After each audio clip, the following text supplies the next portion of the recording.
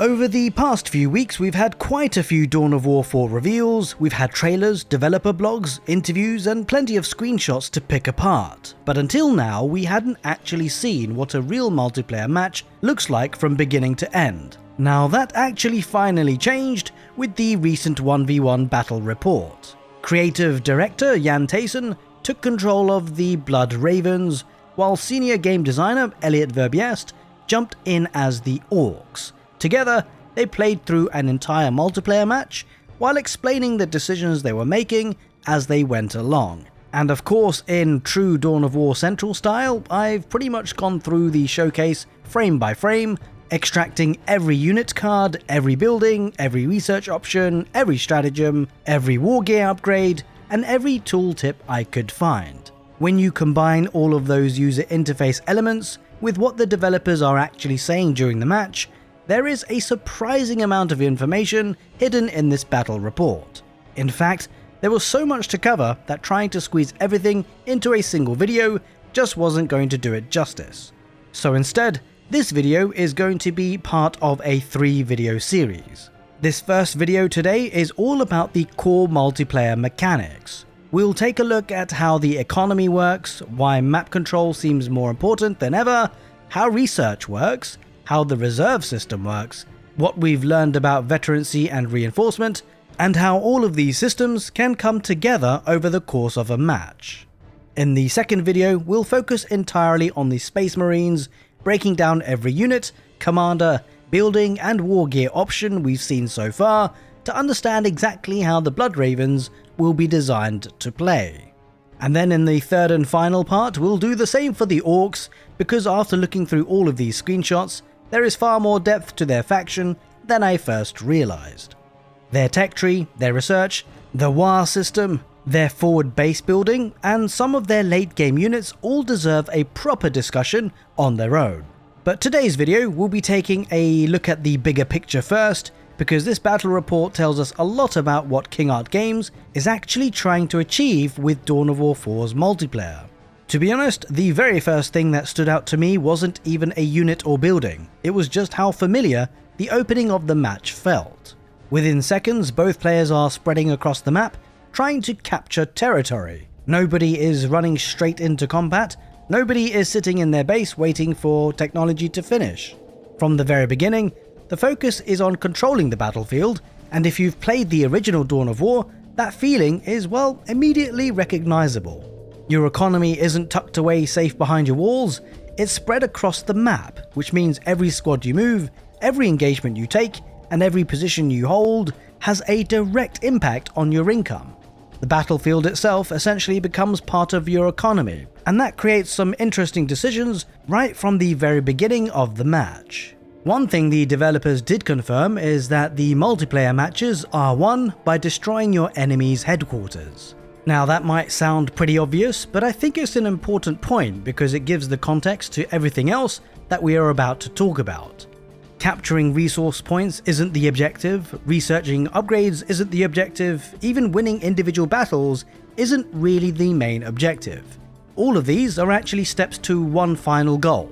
Every decision you make throughout the match is essentially supposed to increase the pressure on your opponent until you eventually have the opportunity to push into their base and destroy their headquarters whilst protecting your own. And well, I get the impression that when you look at the game through that lens, a lot of the mechanics start making much more sense. Take requisition points for example, they will still be your main source of income, but they are no longer just flags that you capture and forget about. We can see them being upgraded as well, increasing the amount of requisition they generate, whilst also making them harder for your opponent to take back. That of course creates another decision for the player. Do you spend those early resources expanding further across the map, or do you invest in strengthening the territory that you've actually just secured? Neither answer of course is automatically correct, and I like that because it means that the game is already asking strategic questions before the first serious battle has even started. Now the power nodes are arguably even more interesting. Jan mentions during the match that power is pretty important for Space Marines, and after watching the showcase, it's easy to see why. Power is going to be needed to get your stronger units, commanders, and vehicles. But what's really interesting is how the power nodes work once they are captured. From the showcase, we saw that infantry can take control of power nodes, but they don't just capture the node itself. Ownership of the connected generators, which are the upgrades, transfers as well. Now that means a successful raid can instantly swing the balance of power, quite literally, in your favor. Imagine spending the early game investing heavily into your technology and upgrading your power nodes, only for your opponent to sneak behind the lines and steal that power node. In one move, they've strengthened their own economy whilst slowing down yours exactly at the point where both players are trying to reach their strongest units. Now it might just be in this matchup between the Space Marines and Orcs, but I actually think this could make power nodes some of the most contested locations, especially on larger maps. It's not just because they generate power, it's because denying your opponent access to advanced technology can be just as valuable as unlocking it for yourself, and not to mention, a fully upgraded power node swinging in either direction could be absolutely huge. In fact, we actually got to see that in action during the multiplayer showcase, where they both contested the power nodes. And what's really cool about this is that instead of thinking about the map as something you conquer once, well, Dawn of War 4 seems to encourage players to think about it as something that they have to keep fighting over for the entire match. It's clearly going to be a constant tug of war over resources, and it feels pretty true to the original Dawn of War. Now, another mechanic that became much clearer during the battle report is upkeep, and I actually feel this is going to have a much bigger impact on multiplayer than people might realize, because rather than simply paying attention to what you produce and then forgetting about it, every squad in your army also has an ongoing supply cost. Now you can actually see this on a number of the unit cards throughout the showcase. Intercessor squads, for example, require 32 requisition per minute, Infiltrator squads require 24, Outrider squads increase that to 36, Ezrael costs 40, while heavier units like the Redemptor Dreadnought climb all the way to 50 requisition per minute. Now the Orcs work in exactly the same way it seems, with all the units like Mech Boys, Deathcopters also consuming upkeep as they remain on the battlefield. Now I actually think this is a relatively interesting addition, certainly not something I'm very used to for RTS games, but I guess they have it in Warcraft. I'd never really played that game all that much. I was much more of an Age of Empires fan and StarCraft, where of course upkeep just doesn't exist. In fact, they rely mostly on population capacity. Now this of course is going to create some strategic decisions throughout the match. For example, do you invest in another elite squad, knowing that it's going to reduce the amount of, well, spare requisition that you will accumulate for future production? Or do you keep your army slightly smaller in the short term, whilst banking up resources and economy to get the bigger technology and vehicles later on? But what's probably going to be really interesting is how this is going to affect the different factions, well, differently. So for example, Space Marines, every squad is clearly very expensive, so losing units isn't just painful because of the resources you've already invested, you're also losing an elite squad that's been consuming upkeep while gradually gaining veterancy and receiving war gear upgrades. So it's absolutely huge if you've lost an important unit. The Orcs, on the other hand, well, they seem to approach upkeep from the opposite direction actually. As the War banner reaches its maximum, several of their core infantry units become free to produce. Absolutely free, absolutely bonkers by the sounds of it, because that's going to allow them to reinforce losses much more aggressively while still maintaining pressure across the map. They'll still have upkeep to consider on specialist units and vehicles, but their basic infantry become that much easier to replace than their Space Marine counterparts. Certainly not something I have huge amounts of experience with, and I guess actually the comments in the comment section below could shed some light on what you guys think about it. In fact, let me know. It's certainly a mechanic that is going to encourage some good strategic play. Instead of like endlessly producing units until you hit a population capacity, you're going to have to make some decisions about whether your economy can actually sustain the army you've made. In any case, one of the mechanics that surprised me the most during the showcase was the research system, because it's actually quite different from what most RTS players are probably used to. Normally, researching an upgrade is another economic decision, You're constantly weighing up whether it's better to spend your resources on improving your army or simply building more units. Here though, Jan explains that research doesn't actually consume your resources. Instead, the real cost is time. At first, that might seem like a small change, but I actually think it could have huge impacts on how multiplayer feels. Instead of asking yourself, can I afford this upgrade? Actually, you're asking a completely different question. Is this an upgrade that I need right now? Every research project ties up valuable time, and while one upgrade is being completed, another one has to wait. This means that research becomes less about saving resources and much more about just reading the game correctly and putting them in the right order. Now, Jan actually gave a great example whilst they were playing, where he explained that if it had been a much larger map, one of his first priorities probably would have been researching faster capture speeds, because there would still be plenty of neutral territory left to secure. On the smaller map though, he'd already taken most of the ground he realistically expected to hold, so there simply wasn't much value in getting a research that allows you to capture the points quicker. Instead, he switched his attention towards combat upgrades because he knew the next stage of the game was going to be decided by battles rather than expansion. Now, this idea carries over to the production structures as well, because something I noticed whilst going through all of the extracted user interface cards is that almost every production building also doubles as a research building. Whether it's the Space Marine Chapel Barracks and Armory, or the Orc Beast Snagger Hut, or Scrap Heap, these structures aren't simply factories that produce units. They are also where you unlock improvements that shape the rest of your army.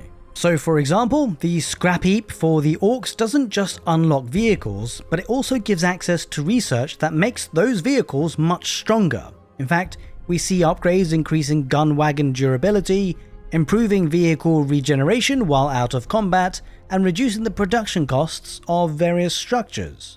Now, they are the kind of upgrades you won't probably notice immediately when watching the battle report, but over the course of 20 or 30-minute multiplayer games, they could actually kick in to make a massive difference.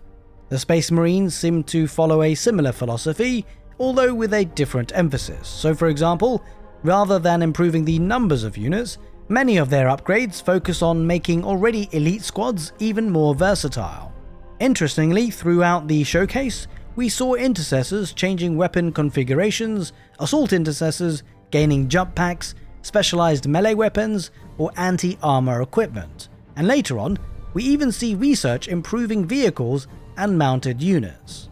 Now, the really cool thing is that, well, I guess this tells us that King Art Games isn't just designing factions around unit rosters. In fact, it looks like they are designing them around progression. So for example, your army at the 10-minute mark shouldn't feel identical to your army at the 20-minute mark, even if you are using the same units. And of course, another system that really reinforces this idea is Veterancy. We saw plenty of unit cards throughout the showcase actually gaining in experience, which of course immediately suggests that preserving your units is going to be extremely important, especially for the Space Marines. What's particularly interesting though is that the developers have clearly used veterancy or experience in different ways for different factions. So for example, the Squighog Boys for the Orcs are probably, I think they're one of the best examples actually, because their mobbing up upgrades let the unit permanently gain extra squad members, but only once they've earned enough experience. So in other words, your veteran units don't just become slightly stronger, they literally become bigger mobs. Now that does naturally lead into another mechanic that we see throughout the battle report, which is reinforcement. Rather than replacing entire squads every time casualties happen, players can actually reinforce existing units. The interface even shows that reinforcements can be automated, which is certainly a nice quality of life feature because it lets you focus more on the battle itself instead of constantly needing to remember to replace lost squad members manually. I think this system actually works really well alongside Veterancy, because if you have experienced squads, and they are of course genuinely valuable, then reinforcing them becomes far more appealing than abandoning them of course, and having to produce completely new units. Automating it all just makes it that much easier. You can already imagine those tense moments where a badly damaged veteran unit could be desperately trying to retreat while your opponent attempts to finish it off before it escapes. And speaking of retreating, by the way, that's another mechanic we see several times during the showcase. Now, rather than every engagement ending with one big army completely being wiped out, players can actually pull damaged units out of combat to preserve their experience and reinforce them later. However, it's not a failsafe. You can be caught and they can be taken out before you can escape. This should be pretty interesting as well, because I guess it's going to be less of an all or nothing in terms of battles, and individual engagements become, well, part of a much larger war of attrition. You might lose ground temporarily, but if you can preserve your veteran squads, you've still got an opportunity to rebuild and counterattack later. So all of these mechanics seem to be working together surprisingly well, and they actually seem to create an impression that multiplayer isn't simply about building the biggest army possible. It's about building an army that becomes stronger over the course of the match through smart decisions, careful preservation, and I guess good timing. Now, there is still one more mechanic that I was pretty excited to see in action, and it was the reserve system for the Space Marines. I think we've talked about it previously in other videos, but seeing it used in a real multiplayer match gave us a much better understanding of why King Art Games chose to include it.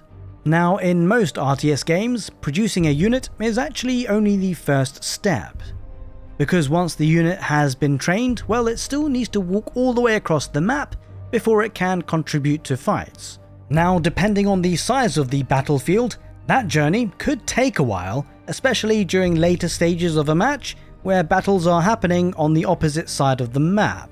Now, Space Marines can approach that problem very differently. Instead of deploying every newly produced unit immediately, they actually have the option of keeping some units in reserve. Rather than appearing on the battlefield straight away, those squads remain in orbit until the player decides it's the right moment to bring them in. Now, that of course completely changes how you think about positioning. In fact, throughout the battle report, there were several moments where the battlefield looked relatively quiet, but because the Blood Ravens have units waiting in reserve, Jan Tayson always had the option of reinforcing an engagement. Now, that means you could never really be completely certain how much exactly of the enemy's army is committed to the fight. Later on, we saw in the match how Jan Tayson used this ability right to his advantage, where the Thunderhawks came in and reinforced his army really quickly. Now, instead of watching fresh squads slowly march across the battlefield while the fight is already over by the time they arrive, reinforcements were crashing directly into the action. What's really cool is that this mechanic actually also adds, I guess, another layer to scouting, because normally, if you see your enemy's army, you usually have a pretty good idea of what you're about to fight. However, with this, it's not necessarily true. A Blood Ravens player might deliberately keep powerful units in reserve, waiting for the perfect opportunity to counterattack or reinforce a critical point in the map. Interestingly though, the reserve mechanics kind of reinforce the different identities of the factions that we've seen so far. The Space Marines are clearly about having elite units arrive especially when you need them. The Orcs, on the other hand, they typically solve the problem in a different way. Instead of dropping units from orbit, the Orcs seem to spread across the battlefield, building by building. Throughout the showcase, we saw structures like the Boys Fort, Beast Snagger Hut, Scrap Heap, Mech Boy Workshop, and the War Banner appearing across the map. Now, these aren't just production buildings sitting safely inside the starting base, they are actually part of the Orcs' army's expansion. Most of the buildings have turrets on them, so they kind of creep across the map, and it allows the Orcs to reinforce their units and their army with these production buildings scattered across the map. The buildings are supposedly cheaper for the Orcs as well, obviously helping them achieve that goal. The difference in faction identity is something I actually really appreciate here. Both factions clearly solve strategic problems, but they solve them in different ways, and ways that actually fit their lore. So Space Marines, they rely on orbital superiority. The Orcs, however, they just build more stuff wherever they need to be fighting. Speaking of fighting though, there are of course some defensive structures we need to talk about. A lot of the buildings for the Orcs actually have a turret on them, so that's a pretty good defensive position that they create. But the Space Marines have actually dedicated buildings. So for example, you've got the Hammerfall Bunker, and the Tarantula turret, giving Space Marine players a little bit more option about securing important areas of the map. Now, I've arguably left the best till last, and it's to talk about the stratagems. These definitely look like they are going to be absolute showstoppers. We have seen some stratagems before, but this showcase finally gives us a much better idea of how they fit into the overall flow of a match. For Space Marines, they look to be all about precision and tactical flexibility. Battle Honors lets you rapidly level up an important squad, potentially unlocking battle traits much sooner than normal. Thunderhawk cluster bombs call in airstrikes to disrupt enemies. Angels of Death weakens the enemy army before a major engagement, reducing the damage they deal for a limited time. And then there is Orbital Bombardment, probably the most spectacular ability shown during the entire showcase. Watching it land was pretty impressive, but what really caught my attention is that it actually also damages your friendly units. Now, I actually like that design because it prevents the abilities just becoming, well, I guess simple panic buttons. If you use the Orbital Bombardment carelessly, you could even punish yourself just as much as your opponent. The Orcs, unsurprisingly though, they take a much less subtle approach. Instead of carefully orchestrated orbital strikes, they throw absolute chaos on the battlefield. Rock Drop crashes a gigantic, well, you can tell, a big rock into the target area, dealing damage before spawning a random collection of Orc units. Feral Intervention calls in Squighog boys wherever they are needed. Bomb Squig Stampede unleashes a wave of explosive bomb squigs that charge across the battlefield, causing absolute havoc. And then there is the Unleashed Dawa, which feels like an ultimate expression of the faction. Rather than targeting one small area, it's going to empower the entire Orc army, increasing attack speed and damage, by the way, while becoming even stronger around the banners. Once again, both factions are achieving similar goals, but in very different ways. Now, by the time the match reaches its final stages, you can really see how a lot of these systems begin to work together. The opening minutes were spent capturing territory and establishing the economy. The match develops and players start making important research decisions while preserving experienced squads through reinforcement and retreat. Those veteran units gradually become more valuable, unlocking new upgrades and giving players even more reasons to keep them alive. Technology unlocked stronger production structures, heavier vehicles, and more specialized units, while the stratagems became increasingly important as armies grow larger and the engagements became more decisive. Eventually though, everything built towards one final objective, destroying the enemy headquarters. Now, watching the battle report several times, I guess my biggest takeaway is that Dawn of War 4 doesn't seem to be just trying to reinvent multiplayer, from the ground up that is. Instead, it feels like the King Art game developers have actually taken foundations that made the original Dawn of War so popular and started layering some modern ideas on top of them. Map control still matters, the economy still lives out on the battlefield, elite units still feel very valuable, and now we also have faction-specific mechanics like orbital reserves, far more meaningful progression through veterancy and research, a stronger emphasis on preserving units, and stratagems in particular that can dramatically change the course of a battle when used at exactly the right moment. Now, the best part of it all is that we've kind of only really scratched the surface, because whilst this video was all about the systems that every player needs to understand, we've barely talked about the actual nitty-gritty of the factions themselves. The Space Marines and Orcs have their own units, of course, mechanics that are unique to them, and they kind of deserve their own dedicated discussion. There's a surprising amount to unpack, so in the next two videos I'll be doing just that. You won't want to miss them, and to be making sure that you aren't going to miss them, make sure that you are subscribed to the channel and hit the notification bell, and if you did like this video, well, give it a thumbs up. Now, of course, one of the best things about having a YouTube channel is that I get to ask you guys some questions and find out what you guys actually think. Because we've covered a lot of mechanics shown in the showcase, well, which mechanics stood out to you the most? Which ones do you like? Which ones do you not like? For me, upkeep is a little bit awkward, but I think a lot of what was shown in the showcase today was absolutely phenomenal, and I'm super excited about Dawn of War 4. Let me know where you guys stand, but as always, take care, and see you next time.